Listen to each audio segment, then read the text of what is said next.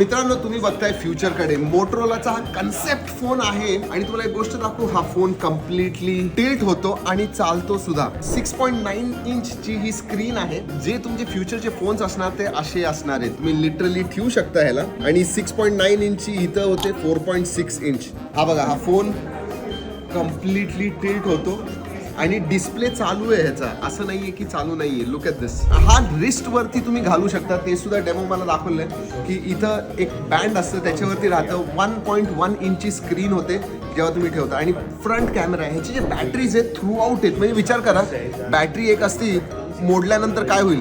त्यामुळं छोट्या छोट्या बॅटरीज आहेत अख्ख्या. आणि हे कम्प्लीट फॅब्रिक आहे. विचार करा. आणि आतमध्ये हिंजेस वगैरे कशा केल्या असतील.